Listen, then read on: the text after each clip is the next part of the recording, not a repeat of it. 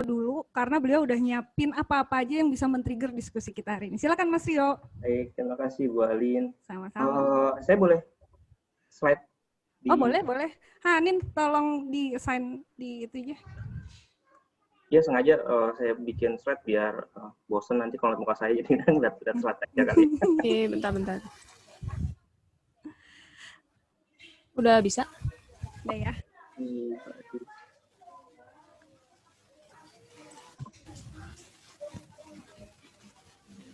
Sudah terlihat? Ya, udah kelihatan. Oke, baik, kita mulai. Ya, terima kasih Bu Alin kesempatan untuk bisa ngasih pengantar nih di awal diskusi kali ini. Keren eventnya.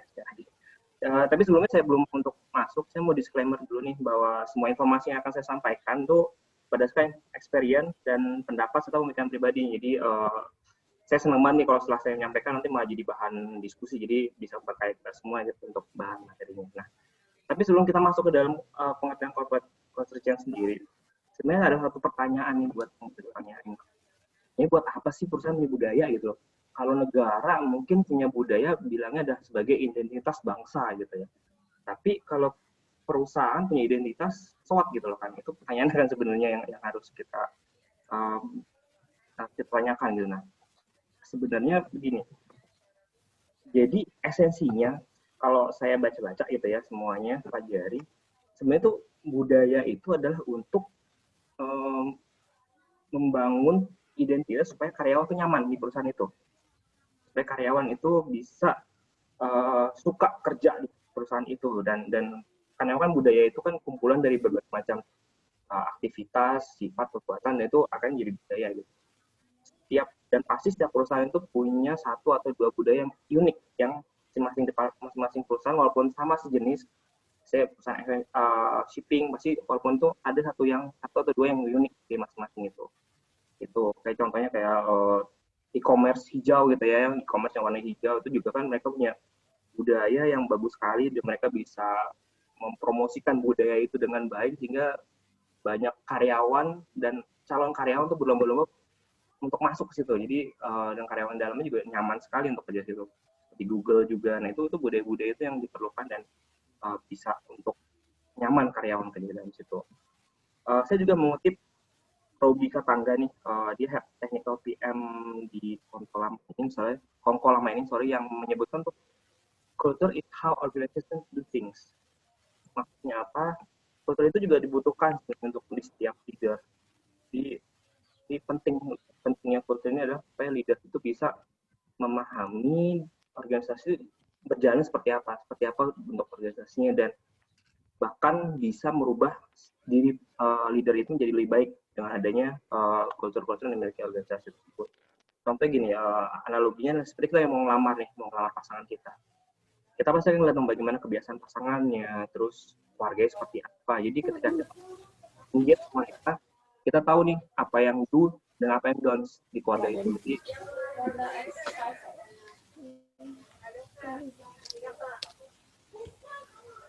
kita sebuah organisasi dalam konsep terbaik, budaya itu justru malah akan meningkatkan performance dan meningkatkan strategi perusahaan. Jadi cara pola pikir karyawannya, kenyamanannya bisa bikin itu akan boosting performance dari perusahaan tersebut.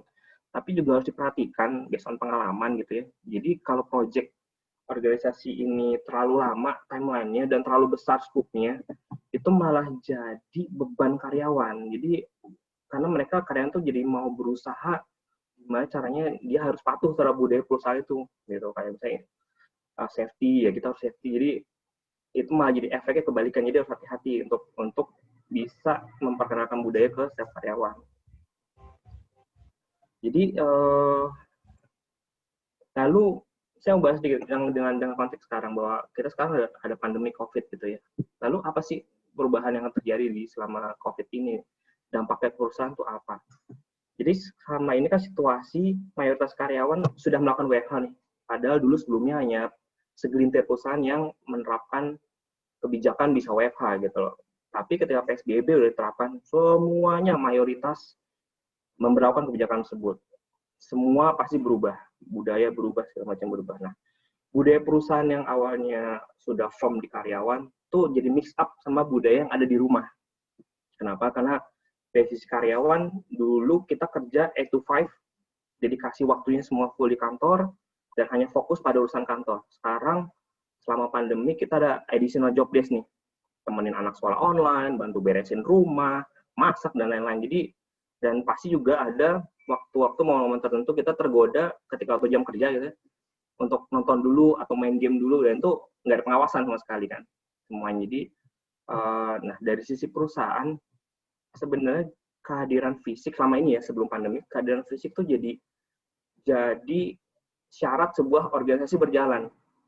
Sampelnya kita harus ada attendance, harus ada absensi, datangnya harus on time, bahkan kalau bisa kurangin overtime untuk perhitungan remunerasi dan lain-lain. Itu jadi sekarang berubah di mana semua hal itu disingkirkan, jadi mengosongkan setengah kapasitas. Jadi sekarang perusahaan harus spending uangnya sama, tapi kapasitas hanya setengah yang bisa digunakan gitu. Dan belum lagi kesiapan teknologinya itu agak-agak berubah juga, dan perlu dana lebih, karena dana lebih itu untuk mempersiapkan, kayak contohnya saya harus nyiapin laptop lumayan masif gitu ya untuk semua karyawan akhirnya, karena biar bisa meeting online seperti ini, dan juga untuk uang pulsa, berapa karyawan tidak ada fasilitas internet di rumahnya, itu jadi ada biaya additional, biaya lagi untuk yang dikeluarkan perusahaan gitu. Nah, budaya perusahaan itu juga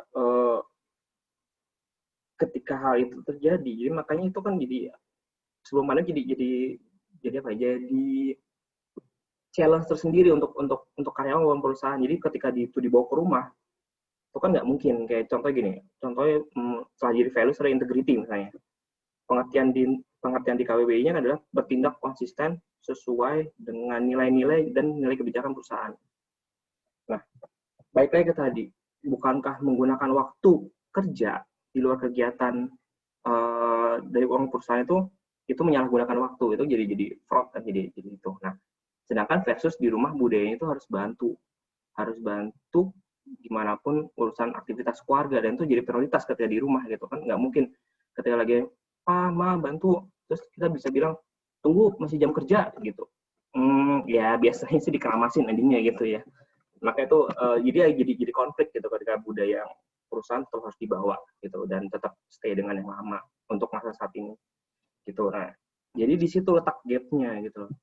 Ya, kita yang dahulu asing terhadap teknologi sekarang jadi hal yang lumrah nih dalam hidup. Bahkan acara kopi-kopi, ngopi-ngopi santai jadi bisa pindah ke forumnya seperti ini gitu kan ya. Dan cara kerja dulu yang dulu mungkin menggunakan framework-nya tuh waterfall gitu. Jadi kayak semua harus birokrasi, harus tersusun segala macam. Karena udah nggak bisa kayak gitu. Semua kalau bisa tuh harus dipangkas dengan prosesnya harus lean dan tanda kutip menjadi agile, menjadi kebutuhan tuh.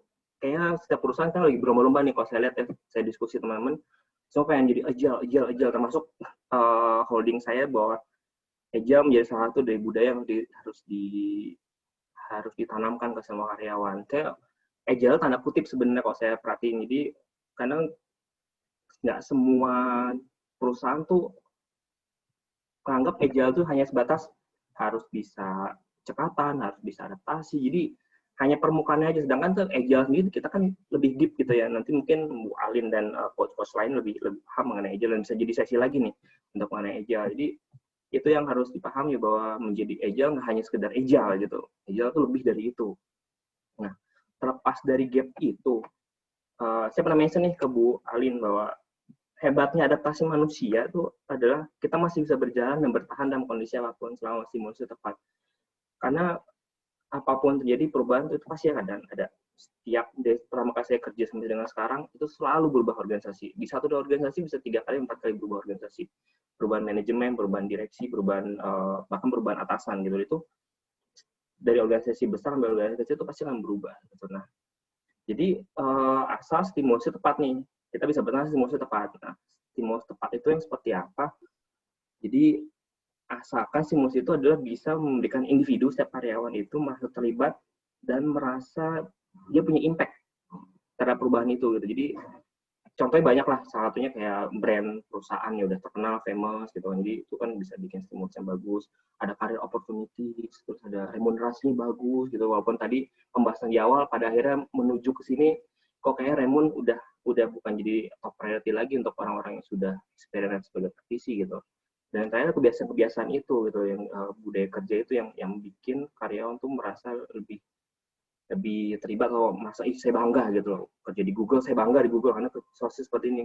Jadi nah dari hal tersebut saya perhatikan bahwa setiap perusahaan itu pasti mempunyai budaya-budaya, penyebutan budaya itu terlalu bahasanya apa ya, sophisticated gitu, terlalu keren bahasanya. Jadi kadang-kadang penyebutannya jadi kadang tuh nggak paham nih maksudnya apa. Kayak contoh integrity tadi, kita kan bilang pengertian bertindak konsisten sesuai dengan nilai-nilai dan kebijakan organisasi.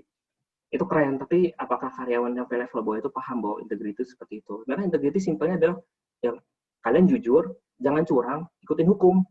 Integrity kan bahasa sederhananya kan kayak gitu. Nah itu juga kita harus rubah itu. Jadi untuk merubah itu nggak hanya sekedar organisasi dirubah, tapi pengertiannya dan pemahaman juga harus dirubah. Nah untuk masalah perubahan tersebut tuh sebenarnya formulanya 3 ini gitu ya. Jadi pertama lebih mudah itu merubah behavior-nya. Jadi jangan pernah merubah mindset seorang karena mindset orang tuh sulit sekali dirubah. Jadi rubah behavior-nya. Jadi ketika kita memperkenalkan unique culture yang di perusahaan kita harus fokus nih. Ini mana di antara sekian banyak culture di perusahaan kita harus pilih satu. Mana yang benar-benar ini banget, ini kita banget dan ini urgent untuk dilakukan, kritikal untuk dilakukan. Lakukan perubahan itu di project-project kecil biasanya kalau mau lebih stabil gitu. Kalau project itu langsung besar itu banyak membernya itu biasa akan sulit. Sedangkan kalau kecil kita coba perkenalkan, introduce, terus biasa-biasa itu kita kenalkan pelan-pelan, nggak perlu disebut bahwa kita mau ada pengenalan sosialisasi kultur ABC nih, nggak perlu lakukan apa yang dilakukan dilakukan itu menunjukkan perilaku. Jadi mereka terbiasa dalam project itu sehingga akhirnya saat selesai project mereka masih bahwa wah ini saya banget nih, kultur A, kultur B, safety, saya orang paling safety gitu. Jadi biar mereka terlibat secara emosi, terlibat secara itu udah menjadi bagian dari mereka gitu. Nah pada akhirnya yang ketiga adalah enlist informal leader. Artinya pasti dalam setiap project yang kita akan, kebetulan saya kan kalau setiap project saya akan in charge nih semuanya. Jadi saya bisa melihat gimana positive person yang bisa kita lihat untuk ini bisa jadi champion nih, bisa jadi champion dan itu bisa bawa nanti kita kumpulin itu akan jadi influencer lah untuk jadi champion kita ke depannya. Biasanya seperti itu. Nah di luar dari konteks sedikit Halin, ini tentang change management walaupun nanti ada materinya, tapi saya coba sedikit menyambung sini ngebahas masalah change. Yang saya berdasarkan pengalaman saya, change management itu sebenarnya itu kan penting ya, penting banget. Tapi sayangnya tuh kapasitas change management sendiri tuh nggak di fully functionkan dengan baik oleh manajer gitu. Jadi seringkali manajer menganggap bahwa atau perusahaan menganggap bahwa oh change itu udah bagiannya si HR spesialis saja, mereka kan emang ngurusin manusia tuh, atau kita konsultankan aja keluar untuk ngurusin change-nya sendiri. Padahal change itu tuh besar sekali impact-nya dan itu adalah daily sehari-hari kita. Jadi nggak hanya change secara project, tapi juga change secara individu tim member kita gitu. Nah itu sayangnya setiap manajer nggak kita harus diakuin bahwa nggak semua itu penting, tapi nggak semua kita fokuskan untuk memberikan pelatihan yang cukup dan proper gitu. Jadi makanya sehingga orang-orang manajer itu jadi setiap ada project jadi nggak ownership-nya ada yang bagus, ada yang rendah karena merasa bahwa ya udahlah juga bakal jadi, ya udah bakal jadi. Padahal mereka tahu bahwa itu penting buat mereka sendiri dan timnya juga harus lebih tahu. Sebenarnya untuk cara implementasi juga ada tips untuk tiga. Kalau mau biasa dari pengalaman saya itu kalau mau ngejalanin change saya akan tanyakan 3 hal ini ke setiap manajernya atau setiap ke project manajernya atau scrum masternya. Pertama, punya framework kerja atau alat yang sama nggak setiap dari manajemen sampai bawah gitu. Jangan sampai nanti kalian ngomongnya apa, manajemen ngomongnya apa, semua jadi beda gitu, akhirnya nggak ketemu. Gitu contohnya kayak ya yang di atas maunya masih birokrasi masih ada, tapi kita mau itu agile yang benar-benar ngelin terus yang ada project setiap itu meeting, tapi di atas tuh nggak kebeli ide itu. Nah itu kita harus nyesuaiin dulu kalau bisa. untuk framework nanti pelan-pelan kita baru rubah di change-nya itu untuk pola kebiasaan-kebiasaan dari manajemen itu. Terus yang kedua, apakah change management itu perubahan ini akan dijadikan proyek tersendiri atau bagian dari proyek? Karena kalau dimasukkan dalam bagian dari proyek itu biaya besar biasanya, akan bengkak di biaya proyeknya. Dan timeline-nya biasanya akan jauh lebih panjang. Kalaupun memang timeline mau dipersingkat, biasa resource yang nambah. Apakah cukup perusahaan untuk punya resource yang lebih untuk bisa yang mumpuni juga untuk bisa ngejalanin simultan antara proyek dengan change-nya sendiri. Nah, itu juga harus tanyakan, harus ada kesiapan. Dan yang ketiga adalah, jadi siapa nih yang tanggung jawab untuk perubahan ini, change? Apakah project owner-nya atau tadi SR spesialis tadi, atau jangan-jangan konsultan, tapi emang lebih bagus adalah manajernya itu sendiri gitu. Jadi seringkali kesalahan dari saya juga, maksudnya dari yang pengalaman saya pernah alami adalah kita main nunjuk-nunjuk gitu aja, tapi kita nggak bekali.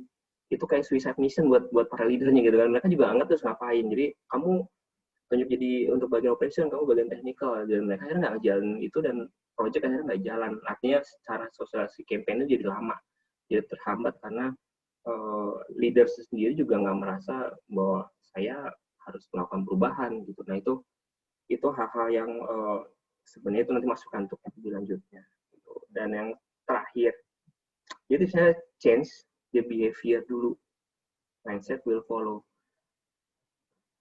Banyak orang mau merubah mindset dulu, kamu harus gini dikasih materi deg. Dan itu nggak jadi apa-apa di pengalaman gitu. Nah, kita harus tanamin pelan-pelan.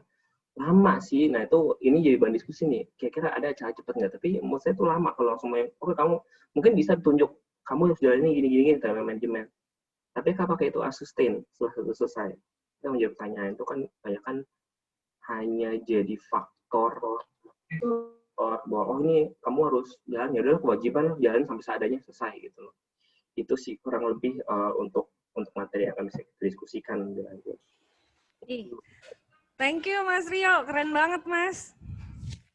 Oke, teman-teman, jadi tadi sedikit resume dari yang disampaikan sama Mas Rio bahwa benar juga nih, baru kepikiran sama saya bahwa sebenarnya yang mix itu adalah culture rumah sama culture kantor gitu ya. Saya nggak pernah kepikiran bahwa culture rumah mempengaruhi culture kantor. Selama ini mikirnya cuma kewajiban di rumah yang harus dipenuhi selama kita bekerja di rumah, kayak gitu loh. Tapi ternyata benar tuh, kalau culture di rumahnya sholat di awal waktu, ya berarti pas meeting jam 12, pas adhan, mohon maaf ya saya harus keluar dari meeting. Kayak gitu kan, kurang lebihnya ya. Nggak pernah kepikiran sama saya, keren sih Mas insight-nya. Kemudian tadi jadi agile ya Mas ya, dan hebatnya manusia bisa adaptasi. Jadi sebenarnya agility itu embedded di dalam diri manusia dong ya, kalau gitu agile tuh harusnya nggak susah, karena itu nature-nya manusia ya, dihajar pakai apa aja juga manusia mah bertahan, apalagi orang Indonesia, dikasih krisis 98 tetap tegar berdiri, krisis 2008 tegar berdiri, insya Allah sekarang juga kita tegar berdiri. Terus tadi yang seru banget change behavior, baru nanti mindset-nya gitu ya Mas ya, itu keren banget sih, emang kita lama-lama ketika terpaksa biasa gitu ya. Oke, nextnya sebelum tanya jawab kita lihat dulu discussion trigger apa yang dibawa sama Mas Irwan. Mau nggak? Saya tadi lupa ngenalin loh, maaf ya saking semangatnya. Mas Rio ini dari sebuah perusahaan shipping TBK di Indonesia. Sementara Mas Irwan ini adalah VP HR dan Head of OD dari Aviva Astra Life. Benar ya Mas ya title-nya? Astra Aviva Life. Astra Aviva Life. Maaf. Oke. Mangga. Ini beliau ini luar biasa pengalamannya dalam culture change. Oke, thank you Mbak Alin. Sebenarnya saya juga masih banyak belajar ya. Jadi memang ada beberapa pengalaman, tapi saya harus sharing banyak juga yang masih ongoing. Jadi satu hal yang mungkin teman-teman harus sadari bahwa yang namanya culture change itu salah satu kuncinya adalah kesabaran. Jadi karena yang pasti gini deh, mengubah tadi kan mindset, mengubah behavior, kebiasaan dari orang yang sudah terbentuk selama belasan bahkan puluhan tahun itu nggak gampang. Jadi memang kita butuh waktu lah untuk bisa melakukan itu. Nah, jadi ini izin saya sharing. Sebenarnya gini, satu hal yang kadang-kadang menggelitik saya gitu, bahwa Ya ini namanya di kantor sama di rumah, anak di belakang nih, lagi baca. Sorry. Iya. Jadi gini, kadang-kadang orang ada yang bilang gini, ini ke-trigger dulu. Saya ketemu sama seorang sahabat bilang, aduh gila, gue ngurusin culture di company gue susah banget. Kenapa? Banyak orang pro hire, beda-beda background. Tapi untunglah ada seseorang yang sangat inspiratif yang bisa pidato di depan panggung, bisa sharing tentang value perusahaan. Jadi culture-nya dapat. Langsung mikir, cukup nggak ya? Nah, coba renungkan, teman-teman cukup nggak itu? Kalau saya rasa, oke, kita simpan pemikiran itu, karena kalau menurut saya culture itu bukan apa yang terjadi di panggung, bukan nari-nari, bukan nyanyi-nyanyi, bukan pidato. Tapi sebenarnya apa sih culture itu gitu? Nah, hari ini kita akan bahas culture and change. Jadi dua hal yang penting karena sebenarnya culture and change itu sendiri kalau menurut pandangan saya itu adalah sebuah hal yang terintegrasi dari bagaimana kita membangun organisasi yang efektif. Efektif itu apa sih? Nah, efektif itu kita pengennya organisasinya perform, orang-orangnya engage, dan resilience. Nah, ini mungkin rada jarang orang dengar resilience. Resilience itu apa? Nah, saat ini COVID inilah yang menguji kita apakah organisasi kita resilience atau enggak.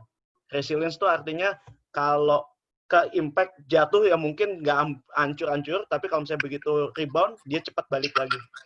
Nah, itu resilience. Nah, ini dibangun oleh 7C saya sih sebenarnya.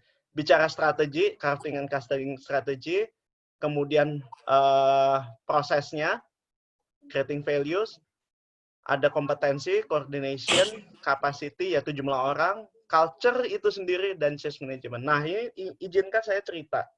Ini ngedongeng dikit ya, teman-teman. Jadi mungkin di buku yang saya baca gitu, di akhir tahun 90-an, itu inisiatif strategik yang banyak terjadi di dunia ini, ada 3 inisiatif strategik. Yaitu yang paling banyak itu adalah total quality management, di tahun 90-an itu ya, lagi rame total quality management, downsizing, jadi pengen kontraksi dan konsolidasi, dan ketiga adalah engineering, jadi proses reengineering.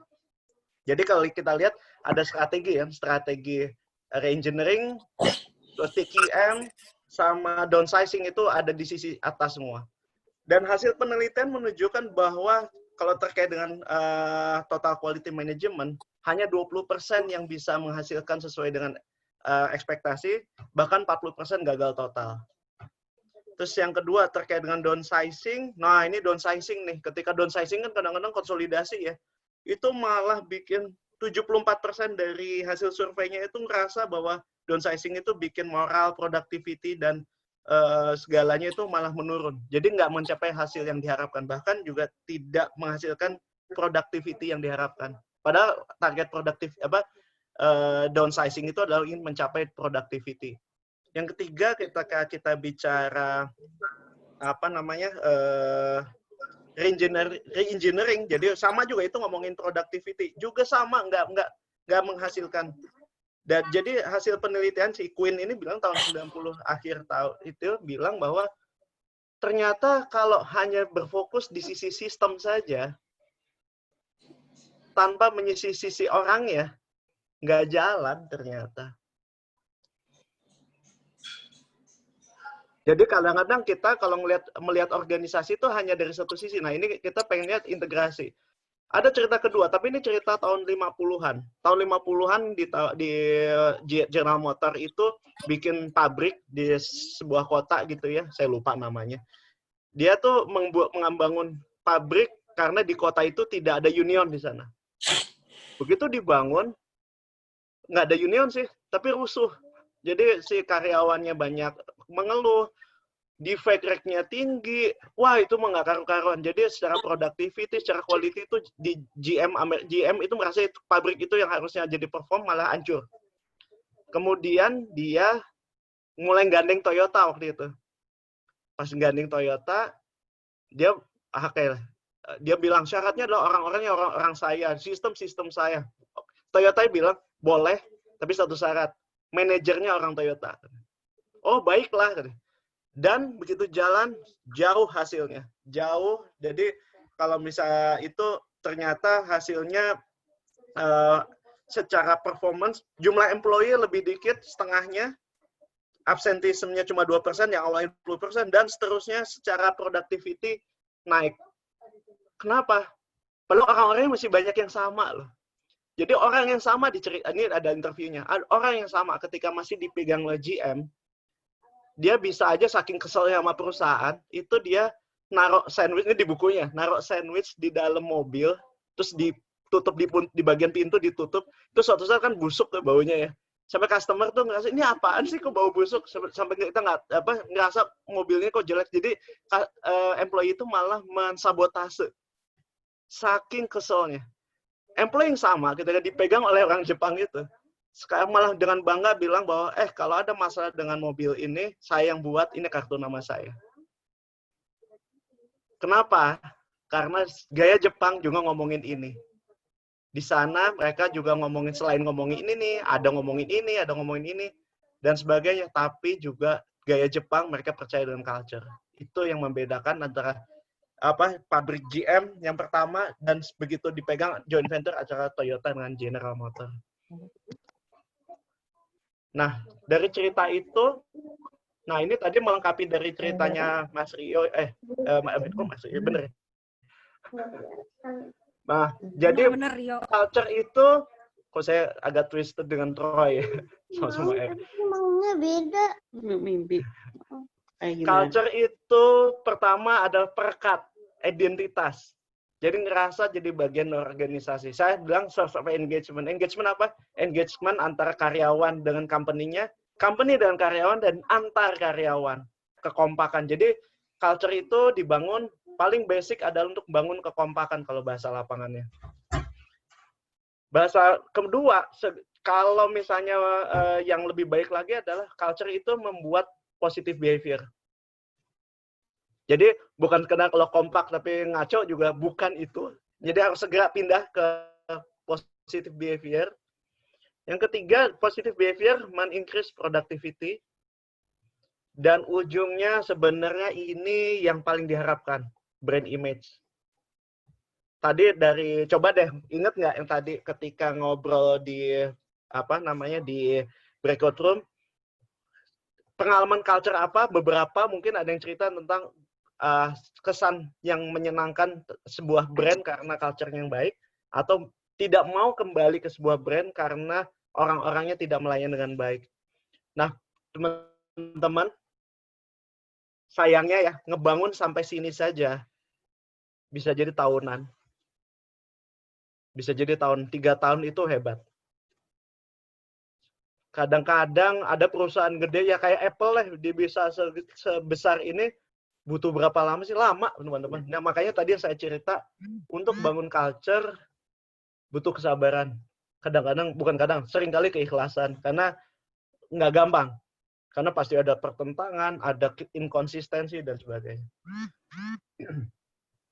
Nah, tadi yang saya cerita bahwa company values ini harus align dengan value proposition. Karena apa? Apa yang kita deliver ke customer juga, itu yang mendeliver adalah orang-orang kita. Jadi harus align. Gitu ya.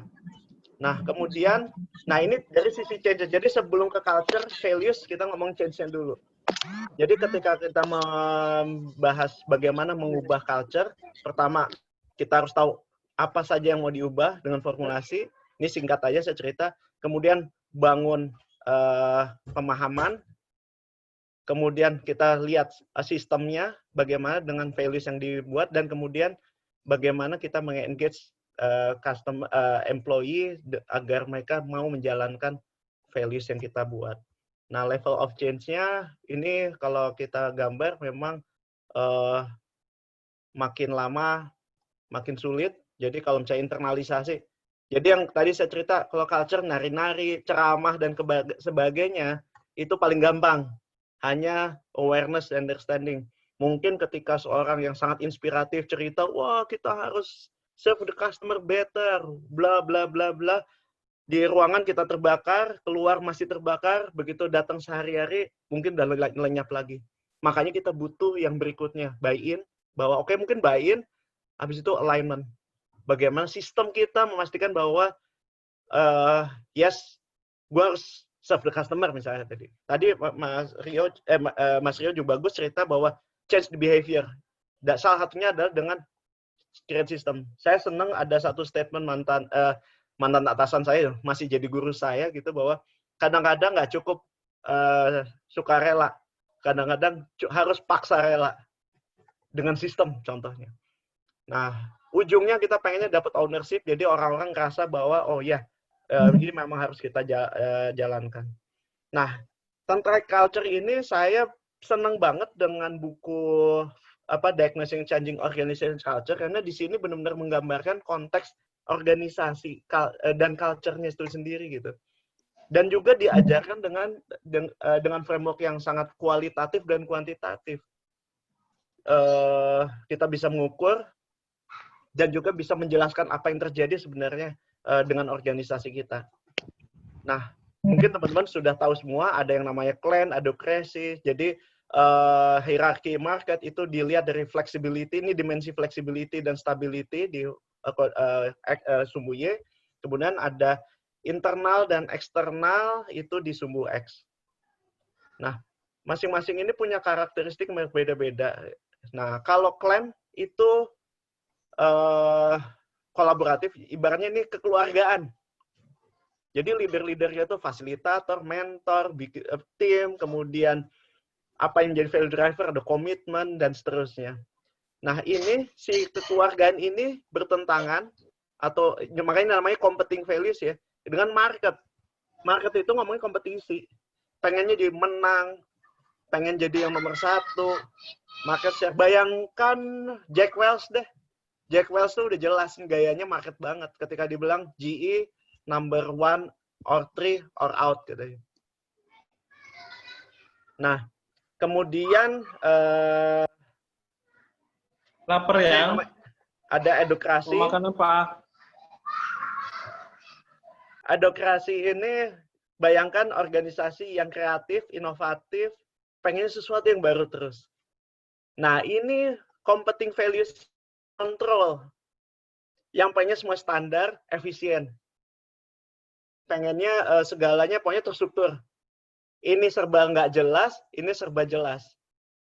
Coba ingat-ingat deh, teman-teman rasakan dirinya.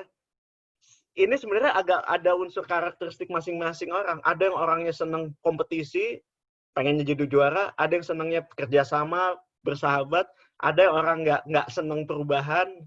Ada yang orangnya pengen struktur, sistem. Ada yang senang, sesuatu yang baru, ide, dan sebagainya.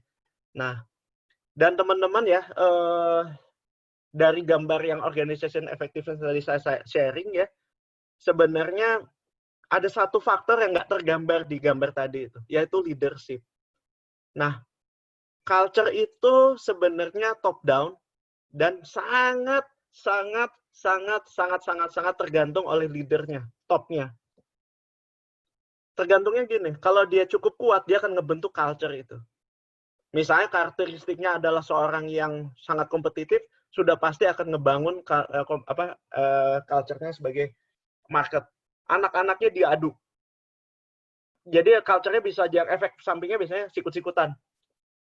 Tapi kalau orangnya kebapaan dan sebagainya, biasanya gayanya clan. Nah, jadi tapi kalau misalnya top leader yang nggak cukup kuat, itu akan diambil alih oleh second line-nya.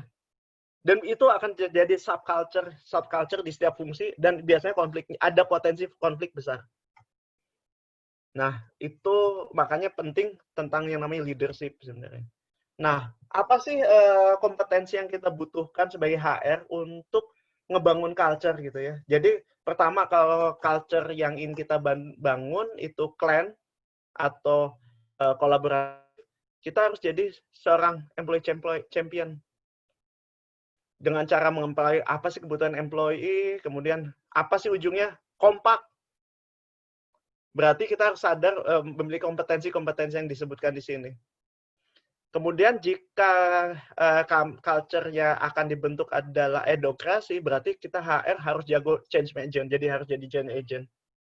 Di mana kita harus bisa memahami sistem, kemudian change skill, dan kita harus jadi memiliki kemampuan consultation atau facilitation. Beda kalau misalnya market, kita harus jadi business partner, karena kalau market itu kita ngomongnya bottom line, profit, market share. Jadi ngomongnya bisnis banget. Coba kita lihat sekarang tuh kan HR kan sempat dibilang jadi business partner, karena itu eranya manajemen lagi rame-rame kompetisi. Ini kompetisi nih, market culture nih. Makanya kita harus memiliki strategic analysis, strategic leadership, dan seterusnya. Karena bicaranya kompetisi. Ingat zamannya Porter ya, selalu ngomongin kompetisi. Dan terakhir, ketika culture ini pengen dibangun sebagai hierarki, kita harus jadi administratif, kita harus jadi orang yang terstruktur.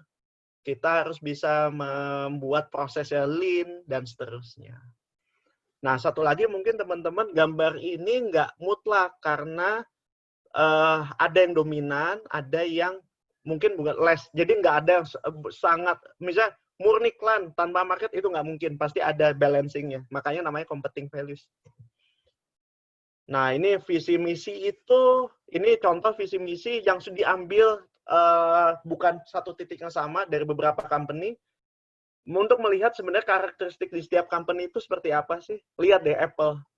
Apple tuh apa sih? Lihat banyaknya adalah dia di edukasi. Beda dengan Ford yang cenderung banyaknya di sisi produk, di sisi hierarki. Toyota juga kurang lebih begitu. Jadi visi misi itu sudah pasti akan membentuk values, dan values akan membentuk culture. Nah, ini mungkin saya ngedongeng lagi, izin ngedongeng. Sorry, ini waktu masih lama nggak, Mbak Lin? Udah 4:30 ya. Kira-kira ya. Sekedeng lah. Ya.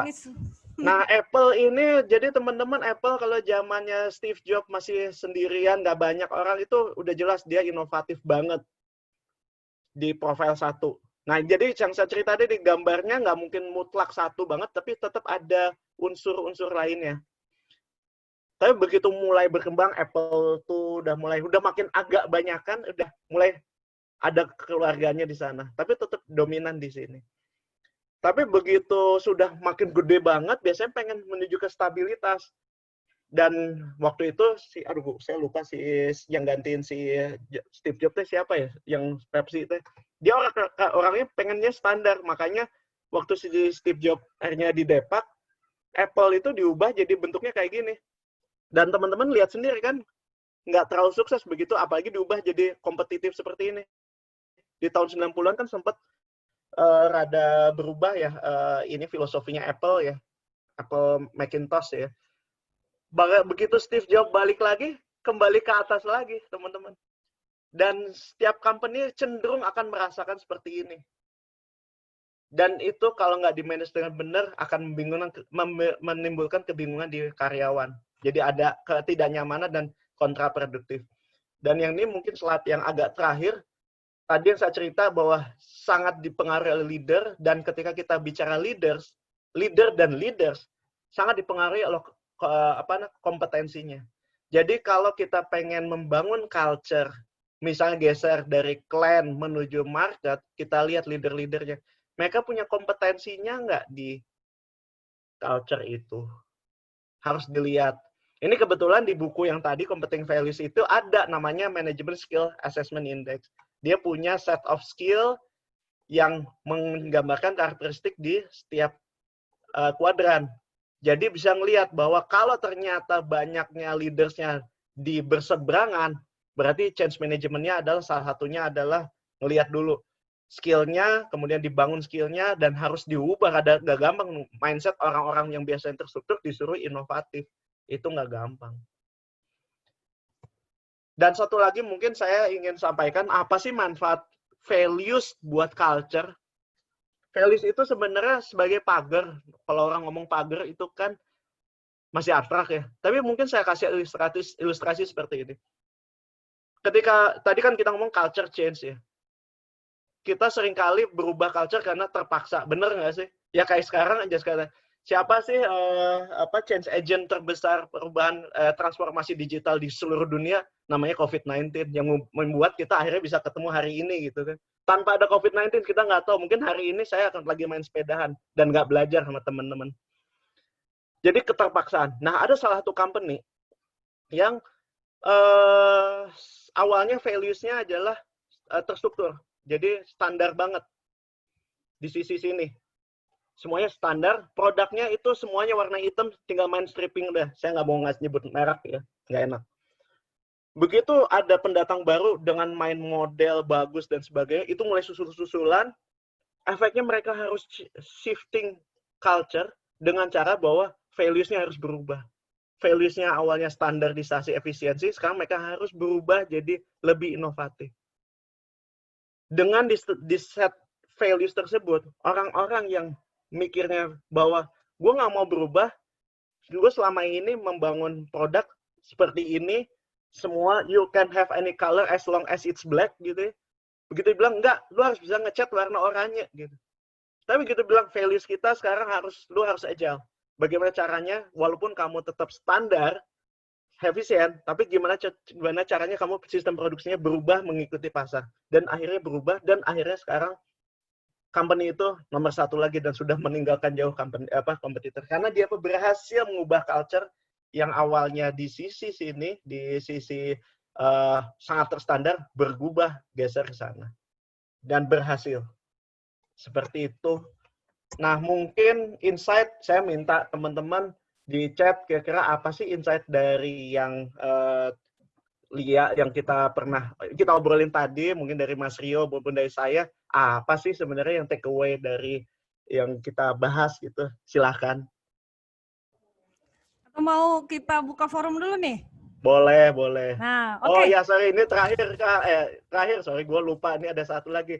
Jadi culture itu bukan yang di stage ya, tapi apa yang terjadi di meeting room, gimana kita memecahkan masalah, kita menghadapi situasi krisis, gimana kita berinteraksi, dan yang paling penting adalah bagaimana kita treat customer. Dan itu dari leadernya. Dah, silahkan chat, apa sih? Benar, bagus, keren, tinggal implementasi. Benar, implementasinya itu butuh kesabaran, dan memang ada beberapa strategi yang harus kita buat dulu gitu. Oke, silahkan. Mungkin kembali ke Teh Alin, yang punya insight silahkan. Ada yang mau open mic atau mau nulis di chat, silahkan. Ya. Kita pengen karena kita sama-sama belajar. Kalau ada yang nggak setuju dengan statement saya, silahkan kita buka. Ini salah satunya ada sahabat saya Diora di sini. Kita sering berdebat di kantor dan saya open buat berdebat. Bukan berdebat. Enggak loh. Ada sahabat kita tuh. Silakan. Siapa tahu saya masih ada yang salah. Bisa jadi ada yang salah dan saya open untuk itu. Gitu. Ya, benar-benar. Oke, teman-teman, makasih banyak nih, Kang Irwan, atas presentasinya yang luar biasa, discussion trigger-nya yang luar biasa, bukan cuma men-trigger diskusi, tapi men-trigger pemikiran yang mendalam nih. Jadi tadi kalau Kang Irwan cerita, yang namanya change itu mulai dari formulasi, internalisasi, alignment, ownership, yang makin lama makin susah dan makin lama ya kerjainnya. Yes. Jadi jangan berharap selesai 1 atau 2 tahun, karena 3 tahun aja itu udah paling cepat gitu. Terus bahwa culture itu top down, sangat tergantung sama leadernya dan leaders gitu ya. Kemudian juga tadi sempat nyinggung tentang OCHAI, nanti kapan-kapan kita bikin forum terkait OCHAI ini sendiri ya, karena OCHAI itu sama, ini framework culture favorit saya juga. Saya banyak diskusi juga sama Kang Irwan tentang OCHAI. Jadi kalau saya kadang-kadang suka bilang OCHAI itu kayak DISC, tapi buat perusahaan. Kalau di level people, kalau di level person itu namanya DISC. Gitu, saya suka ngebayang ini gitu loh. Betul. Karena basisnya sama. Makanya tadi kan sebenarnya kita bisa merefleksikan, kita orang yang teratur, kita orang yang suka kebebasan atau apa, itu agak-agak punya profiling ke arah sana. Kalau saya nggak salah menyimpulkan nih dari beberapa literatur yang saya baca gitu. Betul. Oke, mungkin boleh di off screen dulu aja, Kang. Ini udah ada. Ada Angga loh. Ada Hanggara Sukandar loh bergabung sama kita. Ini sahabat kita dari SMA. Mana? Oh, Angga. Iya, Angga. Mana? Itu ada. Halo. Assalamualaikum. Waalaikumsalam. Luar biasa. Ini udah banyak pertanyaan. Mangga. Nggak ada yang disampaikan? Enggak. Oh, menyimak dengan seksama saya. Asik. Ini banyak pertanyaan di chat room. Tapi konsep kita nggak cuma bertanya sama yang ngomong loh. Konsep kita boleh juga teman-teman yang hari ini mendengarkan ikut memaparkan sesuatu, silahkan. Atau menyampaikan insight atau mungkin punya perbedaan pandangan, silahkan. Tapi ini ada pertanyaan dulu nih dari Mas Ari Cahyanto. Apakah suatu culture change bisa kita lakukan dengan secara policy atau SOP, juga related working instruction?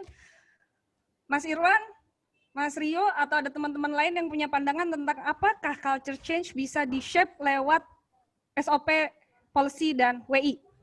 Saya boleh ya. Ada Mas Rifki, silakan Mas Rifki. Ya, ini kalau saya nggak salah memahami pertanyaannya nih Mas Ari, ini pertanyaannya kan adalah bisa nggak sih kita melakukan culture change dengan, artinya kita bikin SOP untuk culture change gitu ya Mas Ari ya? Halo Mas Ari, langsung aja ngobrol nih. Bikin culture, policy bikin untuk culture change gitu ya? Nah, kita bikin SOP. SOP untuk supaya biasanya kita... begini.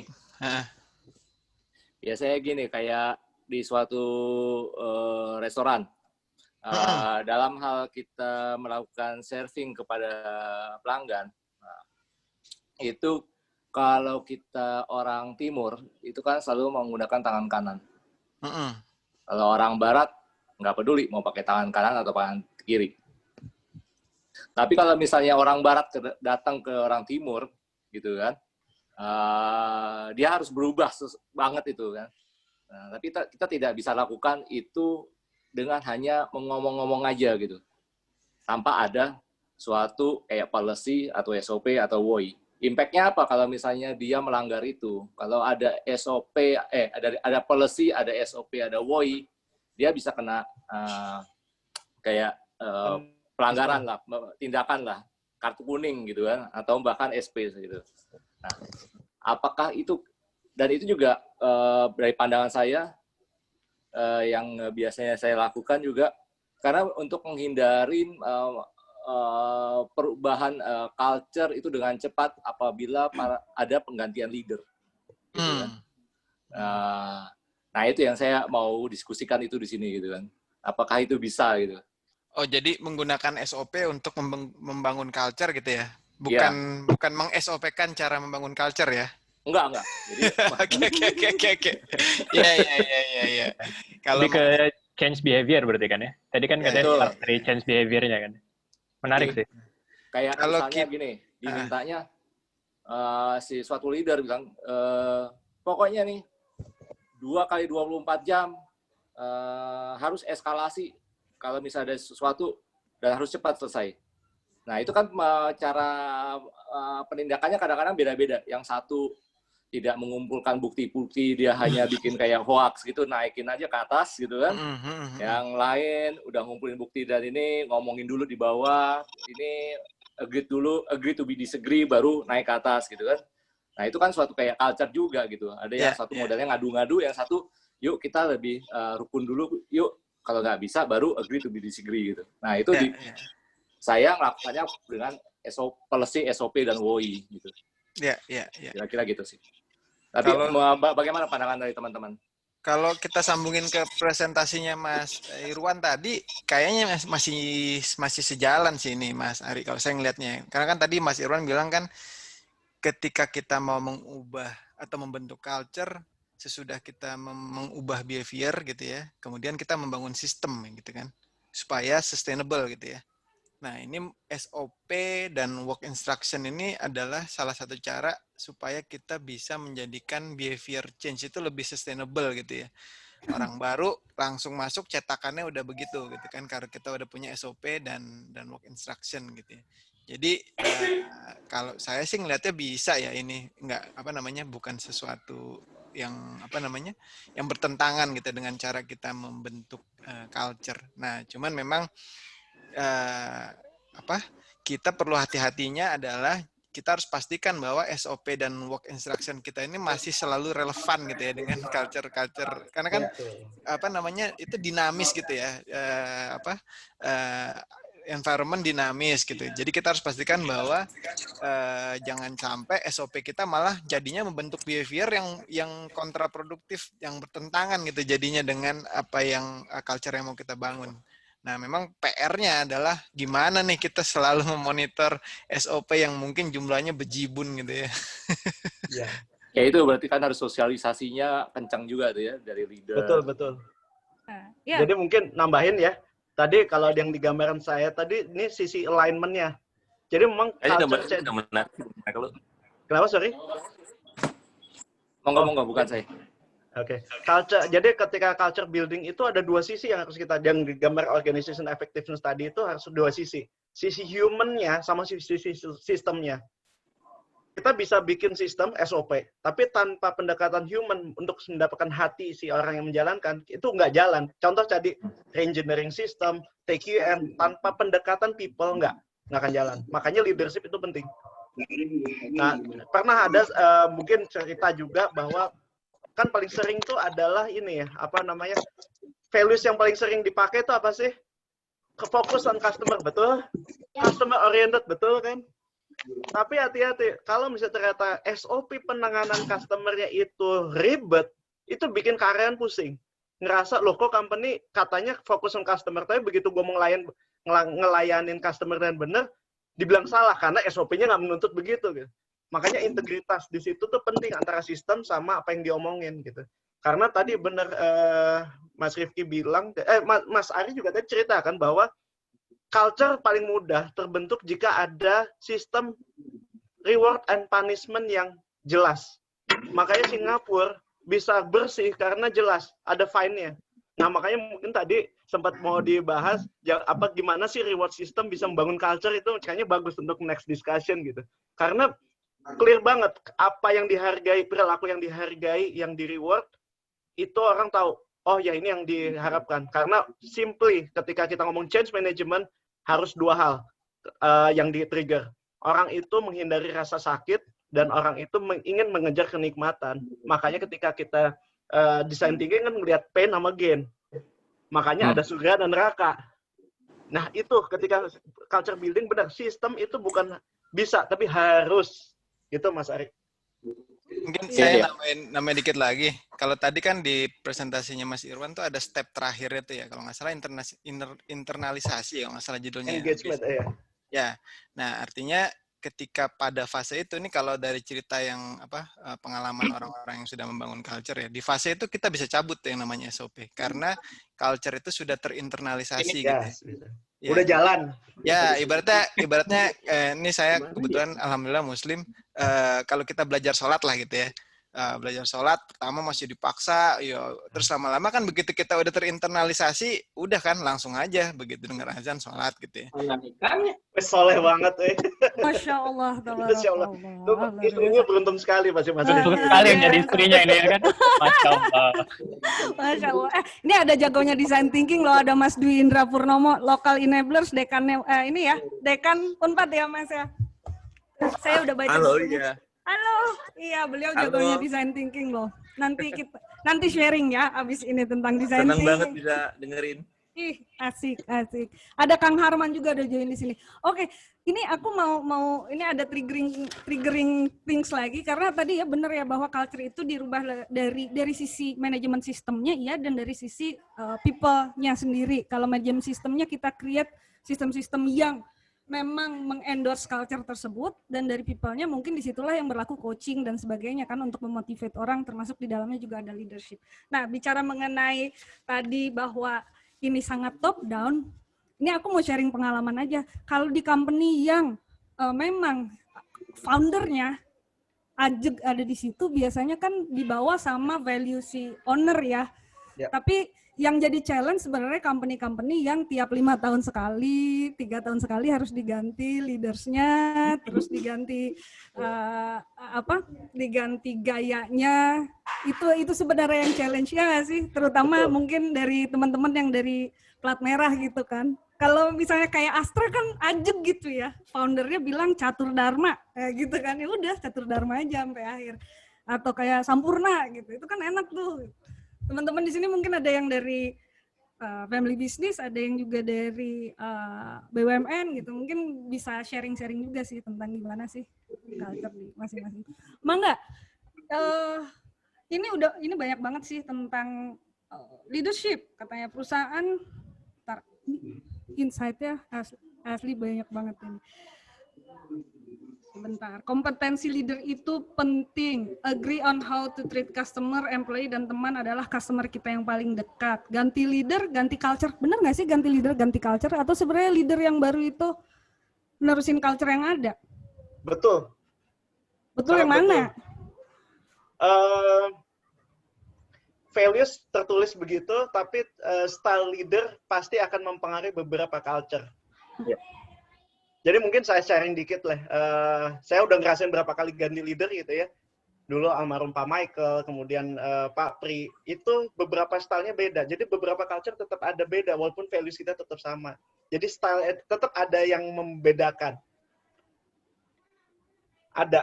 Karena efeknya ke arah pengambilan keputusan gitu. Ketika walaupun values sama, culture beda, yang satu mungkin agak lebih berani, satu lagi mungkin agak lebih play safe. Itu yang kadang di tim bawah itu yang bikin tadi mau gimana sih sebenarnya itu sih sebenarnya impact-nya. Makanya ganti, saya pengalaman juga untuk kan setiap kali 5 tahun sekali juga saya harus ganti nih. Bukan ganti sih, tergantung dari holding gitu untuk perubahan direksi manajemen. Tapi yang saya ketahui biasanya karena kita kan holding, mereka punya strategi tertentu nih. Jadi ketika membutuhkan dulu awalnya adalah perubahan dari perusahaan family company ke TBK gitu ya, itu pasti banyak perubahan yang akan terjadi. Nah, kan ditaruhnya adalah leader-leader yang tadi yang lebih ke clan. Karena biar mereka smooth perubahannya gitu. Nah, setelah 2 tahun berjalan dirasa sudah mulai stabil, manajemen itu cabut, datang lagi baru. Itu memperkenalkan sistem safety. Jadi karena saya perusahaan shipping, jadi safety-nya itu ada caranya pun berubah. Jadi lebih tegas, lebih secara administratif jalan. Jadi ada berubah nih. Dan sekarang lebih ke arah kejar performance. Jadi dimulai dari yang shifting sebelah kiri atas itu turun ke arah bawah, masuk ke kanan. Ini yang saya alami ke kanan. Nah, ini kita lagi mengejar market akhirnya. Nah, itu struggle sekali gitu untuk karena setiap 5 tahun harus berubah. Tapi 3 tahun harus berubah. Nah, tapi disitulah seninya gitu. Disitulah menyenangkannya sebuah menjadi seorang change agent. Jadi untuk bisa mulai culture. Jadi setiap akhirnya karena sudah terbiasa, mungkin karena sudah lelah gitu. Karena untuk perubahan yang pertama kedua itu konfliknya besar tuh. Wah, ini biasa enak dulu, biasanya tipikal seperti itu ya. Enakan dulu gitu, pendekatan dulu. Akhirnya setelah mulai ketiga, mereka sudah mulai belajar bahwa oke, ini diperlukan karena memang kita harus menuju. Jadi kedewasaan organisasi juga harus kita pantau juga gitu. Walaupun jadi culture sebanyak apapun kalau kita tidak mendewasakan organisasi, mereka kan tetap berpikir bahwa itu enakan dulu gitu. Jadi akhirnya ini pengalamannya. Betul. Oke, keren banget. Ini kemudian ada yang menarik pertanyaannya, gimana sih kriteria untuk memilih agent of change untuk membantu perubahan di segala level? Silakan, teman-teman ada yang punya pengalaman tentang bagaimana cara milih agent of change? Kriterianya apa sih? Apa harus top performers kah? Atau kayak gimana? Saya ada sih, aduh. Coba yang lain dulu boleh nggak? Saya ada contoh kegagalan tapi. Nah, boleh. Kita belajar dari kegagalan. Biar Mas Rio aja yang gagal, kita jangan. Gitu, Mas. Jangan. Coba yang lain mungkin ada yang lebih. Silakan Mas Rio. Jadi kemarin itu sebenarnya setahun yang lalu kita milih change agent itu jadi kayak arisan gitu ya, bahwa ini satu departemen harus menyediakan 1 orang dan itu wajib. Kita kasih SK, kita kasih bahkan saya udah sampaikan setiap meeting saya coba rayu dengan memberikan makanan setiap kali meeting gitu ya, jadi dengan harap mereka bisa engage gitu ya. Ternyata enggak juga gitu, dan malah jadi efeknya kebalik. Efeknya justru mereka menjadi agent of destroyer. Jadi setiap kali project yang kita sampaikan, mereka menyampaikan, oke, kita adakan meeting gitu ya, bahwa ini kayak gini-gini, tolong kita samakan. Tapi ketika turun ke lapangan, mereka menyampaikannya kebalikannya. Oh, ini projectnya nggak enak nih gini. Nah, itu kekacauan tuh, karena pertama yang saya pelajari bahwa itu adalah mereka dipush gitu, dipaksa. Dengan ada SK, mereka tanpa persetujuan, tanpa keikhlasan mereka langsung aja tunjuk gitu, walaupun itu level manager yang saya tunjuk. Karena mereka malah jadi jadi merasa nambah beban aja. Nah itu jadi yang pasti jangan pernah menunjuk mereka gitu aja. Benar. Untuk itu, dan yang lainnya sih makanya saya mau coba sekarang lebih ke arah pendekatan tadi, mau coba kita open position bahwa ini ada yang mau nggak. Pertama keinginan dulu, nanti akan ada surplusnya mereka masuk dalam KPI, karena saya pernah contoh change management dulu, ketika dimasukin KPI ya nanti akan ada bonus tambahan nih kalau kamu berhasil, itu trigger tuh biasanya tuh oke.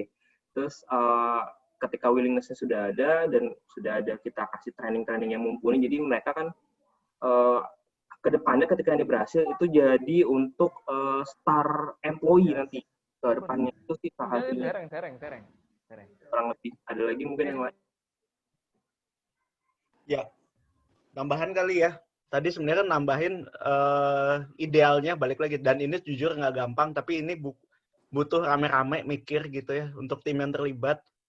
Kita identifikasi sebenarnya siapa saja yang terimpact atas perubahan culture. Kalau culture ini pasti semua di level di seluruh company gitu. Kita harus tahu satu kekuatan siapa yang punya, tadi kan ada yang bilang informal leader, berarti dia punya pengaruh. Yang kedua, si yang punya pengaruh itu bagaimana kira-kira dia dengan apa yang mau kita ubah. Dia mau mengikuti, dia mau mempromot atau bahkan melawan. Nah, untuk yang mau dan bahkan sponsor itu yang jadi change agent. Nah, ini tadi Mas Dwi Bekti ya nih bilang influencer. Nah, si influencer itulah sebenarnya yang kita coba identifikasi, kita datangi, istilah di Toyota tuh nemawasi, datengin, ajak ngobrol. Memang ini butuh waktu gitu, makanya ini butuh kesabaran dan nggak mudah juga karena kadang-kadang kita dengan keseharian habis waktu gitu ya. Kita lihat mereka attitude-nya terhadap perubahan ini seperti apa. Kalau yang positif jadi change agent, kalau yang negatif cari siapa yang bisa mempengaruhi mereka supaya jadi positif. Itu sih sebenarnya caranya. Dan itu jujur nggak mudah yang bagian itunya sih. Tapi memang itu yang harus dilakukan. Karena kita mau nggak mau harus main rada-rada grill ya di situ. Itu yang tadi thank you Mas Dwi Bekti itu masukannya bagus tuh. Dan sekaligus pertanyaan juga. Keren. Oke, ada lagi teman-teman yang mau kasih masukan pengalaman dari milih change agent atau baik pengalaman berhasil maupun gagal? Saya coba ya. Silakan. Kalau dari pandangan saya ada dua cara sih. Ada secara informal, ada yang secara formal. Contoh kalau misalnya kita lakukan tentang safety, mau nggak mau kita harus cari yang formal agent gitu kan, dengan tadi memberikan pelatihan-pelatihan. Tapi kalau yang informal, misalnya merubah suatu proses, itu kita harus lakukan informal. Kadang-kadang juga benar tadi ya apa kata Mas Irwan. Mas Irwan. Kita harus ada orang yang karena karena culture-nya dia biasa serving tangan kiri gitu kan. Nah, kita harus cari orang-orang yang dekat sama dia untuk bisa merubah behavior-nya dia. Dengan memberikan teguran, dengan memberikan contoh, nih loh kalau surfing pakai tangan kanan itu lebih banyak gunanya dari gini, memberikan pengertian-pengertian. Biasanya sih itu yang saya lakukan, jadi ada dua. Jadi nggak bisa semuanya perubahan culture itu informal atau semua perubahan culture itu formal, ya kita lakukan mix itu sih. Thank you Mas Ari. Saya mau nambahin sedikit aja. Ternyata salah satu dalam perubahan behavior itu kan culture ini ada positive behavior, suatu perilaku yang disetujui dan dianggap oke untuk ada di organisasi, dan satu lagi adalah negative behavior atau yang dianggap nggak benar nih, nggak boleh ada di dalam organisasi. Dalam implementasinya saya nggak tahu kalau teman-teman punya pengalaman lain. Dalam pengalaman saya selama ini adalah prioritas pertama adalah selalu menghilangkan negatif behavior. Karena begitu kita mentolerir ada negatif behavior, itu menghancurkan semuanya. Kalau positif behavior itu boleh dipanjat lah. Kalau misalnya orang belum bisa customer service-nya benar-benar 100% gitu, ya udah nggak apa-apa, nanti bisa dibantu gitu. Tapi kalau orang nggak punya integrity, itu nggak boleh ada toleransi. Gitu sih. Kalau yang dari saya selama ini punya pengalaman. Jadi memang sunatullahnya begitu ya. Kalau yang namanya larangan memang harus berhenti langsung, tapi kalau yang namanya perintah boleh belajar sedikit-sedikit gitu loh untuk mematuhinya. Gitu aja sih. Bu Alin punya pengalaman juga saya artikel yang kayak gitu, mereka tuh leader nggak support gitu ya. Akhirnya kita konfrontasi gitu kan, kita bilang nggak boleh kayak gini. Efeknya malah lebih parah gitu, jadi kayak snowball gitu. Dan itu makanya situ lesson learn-nya adalah berarti untuk mendekati memang dilarang, tapi caranya juga mungkin tidak langsung nggak boleh gitu ya. Larangan ada di SOP segala macam.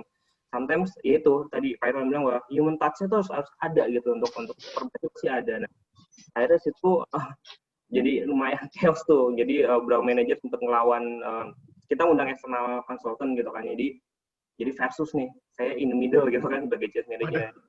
Itu pusing sih sebenarnya. Makanya benar harus dilarang, tapi sometimes sampai ke lulus bahwa kamu nggak boleh gini. Itu malah jadi efeknya kacau gitu sih. Oke, teman-teman nggak kerasa nih 5 menit lagi menuju jam 5. Sebelum kita berpisah, diskusinya seru banget, luar biasa. Mudah-mudahan ke depannya tuh karena konsepnya kita belajar sama-sama, kadang-kadang kalau kita bisa ngundang narasumber mangga, tapi kita semua sangat berharap bahwa di antara kita sendiri bisa saling berkontribusi untuk berbagi pengalaman dan ilmu-ilmu yang dimiliki. Karena saya yakin semua orang pasti resourceful. Gitu. Sebelum berpisah boleh ya tolong diisi Mentimeternya dulu. Lin, sorry Lin, masih ada yang belum kejawab. Gimana Lin? Ada beberapa pertanyaan belum kejawab. Nah, ya, banyak pertanyaan yang belum kejawab. Mungkin kita ngomong insight dulu, nanti kalau masih ada waktu kita jawab after party gitu ya. Jadi kalau teman-teman ada yang mau leave duluan nggak apa-apa gitu Wan. Gimana Wan? Ya boleh. Ya, okay. Soalnya ini bagus pertanyaannya. Oh. Boleh mangga tuh. Kalau mau dijawab dulu, sok mangga. Tadi tuh siapa ya? Ntar. Nih Mas Sigit nanya implementasi butuh tahunan. Bagaimana kalau ganti manajemen? Nah itu memang PR banget. Jadi kalau misalnya ada ganti manajemen, langkah pertama adalah kita ngobrol sama manajemen. Mereka maunya gimana? Kalau misalnya ternyata ada geser, ya mau nggak mau geser. Sudah pasti.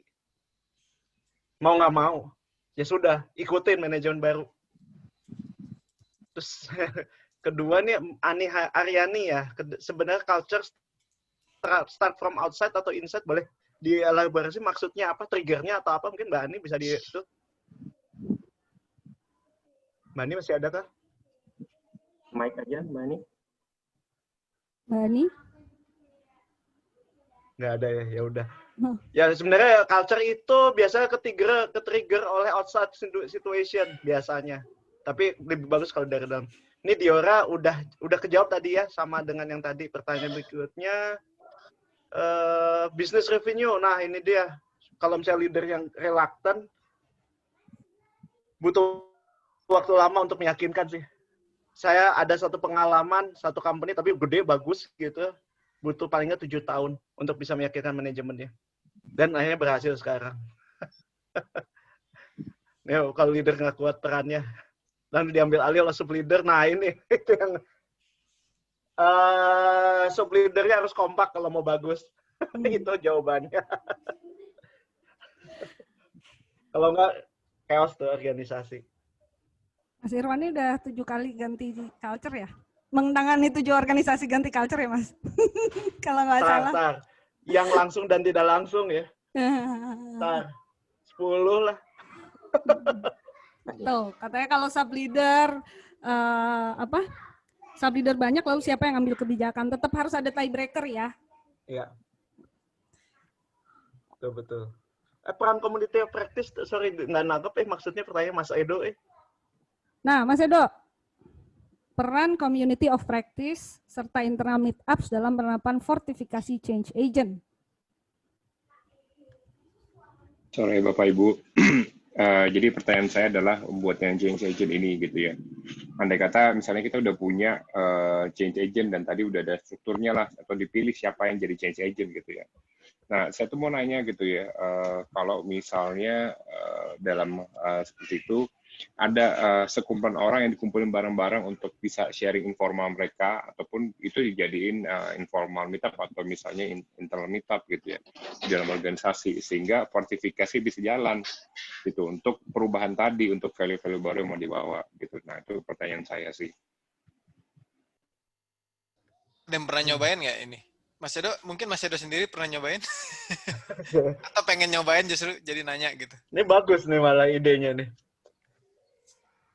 Jadi malah jadi ini ya, fortifikasi itu artinya apa sih? Penguatan ya, penguatan. Ya, gini. Jadi saya gini. Saya percaya bahwa ada struktur dan ada dari leader tuh diminta. Tapi di sisi lain saya juga percaya bahwa kalau kita mau jalan, ini harus di level grassroots. Ide ini dibuy-in bukan cuma dari leader atau manajemen, tapi ini juga dibuy-in oleh organisasi dan berubah secara behavior. Betul. Gitu. Jadi kalau kita bicara secara itu, gitu kan, ini nggak mungkin cuma level atasnya doang, kemudian megang mikrofon gitu atau megang toa bilang, ayo kita mesti berubah. Gitu. Nah sehingga pertanyaan saya menjadi, saya kepikiran, gitu. Nah bagaimana sih peran tadi, gitu, ada community of practices-nya, sehingga orang tadi bisa secara organisme tumbuh sendiri dan hidup. Satu, terus yang kedua juga pengalaman tadi di-sharingkan ulang. Gitu. Apakah itu formal, informal, ataukah dibikin mandi, ataukah dibikin tematik gitu ya. Gitu. Nah itu yang saya tergelitik untuk tanya sih dan buka topiknya. Ini khusus change agent-nya berarti community of practice-nya Mas Edo? Betul, kalau yang community of practice di change agent-nya, tapi kalau misalnya meetups-nya di internal, maka ya tergantung lah ya, bisa divisional atau misalnya cross organisasi atau ya lain-lain gitu Pak. Malah bagus ya kalau community of practice ini kalau sudah menjalankan culture tersebut dan sudah memanfaatkan merasakan manfaatnya kan jadi justru ini ya, jadi agent ya, jadi apa namanya? Jadi ambassador kita kan? Betul, betul. Ini ide bagus sih. Waduh, thank you banget Mas Edo nih.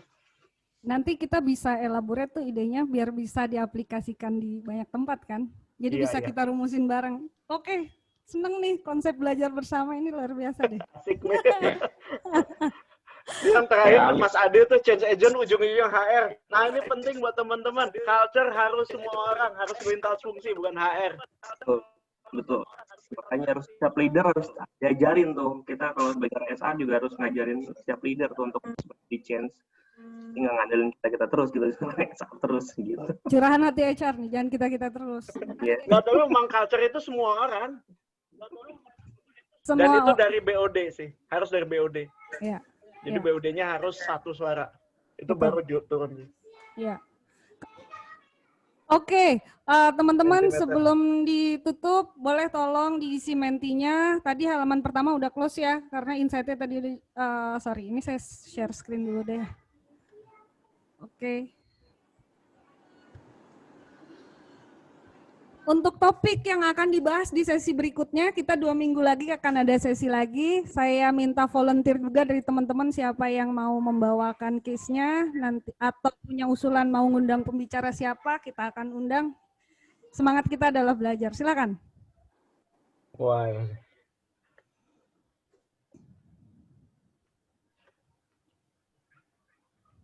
Wah, susu menyusul. Employee experience-nya ada Mas Ari tadi. Mas Ari ya Mas ya? Mas Ari kan ini ahlinya. Iya. Boleh loh dari sisi employee-nya yang mendapatkan experience, kok gini amat gue gitu. Boleh juga. Iya boleh dong. Ya? Iya, dari sisi customer point of view. Dan employee experience ini dekat banget sama konsep design thinking. Jadi kalau ada teman-teman yang ahli design thinking mau sharing di sini, mangga. Mas Indra, ditunggu loh Mas Indra. Sebetulnya juga employee experience nanti juga related sama culture juga. Betul. Dan EVP. Iya. Teknologi sistem yang tadi bilang sistem itu adalah yang terakhir. Wah, employee experience kelihatannya nih, asik nih. Seru ya. Ayo reward, nggak nyusul nih reward. Soalnya kalau ngerubah culture, pasti yang pertama diatak-atik adalah performance management sama reward. Betul. Benar ya? Betul. Mulai galau. Mulai galau. Oke. Tapi ya sebenarnya reward itu juga di dalam employee experience juga loh. Iya, benar. Betul. Part of ya. Ya kayak sekarang kalau misalnya nggak dikasihin tunjangan telekomunikasi, pada bertanya. Tapi kalau kita nggak lakukan pendekatan bahwa, loh, kita kan ada tunjangan kayak transport, dan transport itu kan nggak dipakai, ya udah dipakai ke situ aja. Ya. Oke. Jadi kelihatannya usulan paling banyak buat next meetup itu employee experience ya. Siap-siap aja teman-teman yang mau volunteer untuk ngisi employee experience. Oke teman-teman, terima kasih banyak loh atas hari ini, sudah jam 17:05. Mudah-mudahan bermanfaat. Saya nggak sempat bikin feedback formnya, what went well, what could be better-nya. Boleh ditaruh aja nanti di grup. Kita gini yuk, kita jadi self-organized team aja. Jadi kita kelola komunitas belajar ini sama-sama, biar kita sama-sama memperoleh ilmu yang lebih banyak lagi. Oke, ada lagi mungkin yang mau disampaikan? Cukup ya? Oke, Anak terima udah kasih. ngajak main. Sebelum ditutup foto dulu sebentar ya.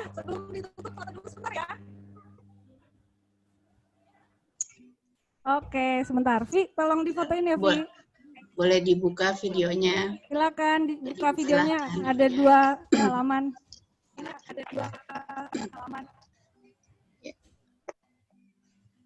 Bentar. Sudah ya? Oke. 1, 2, 3. Oke, satu lagi. 1, 2.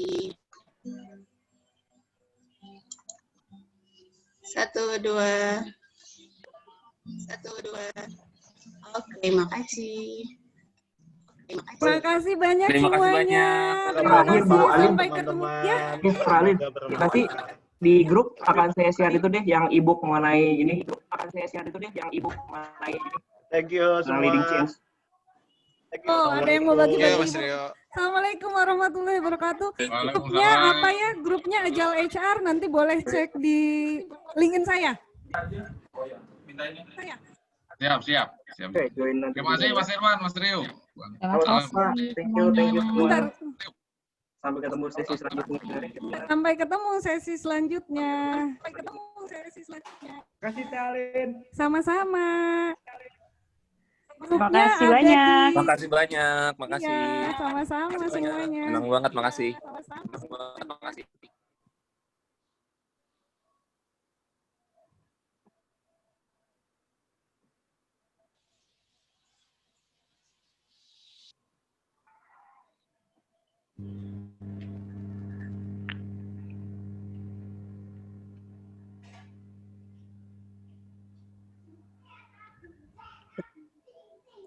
Oke, aku stop recording ya. Gimana ya?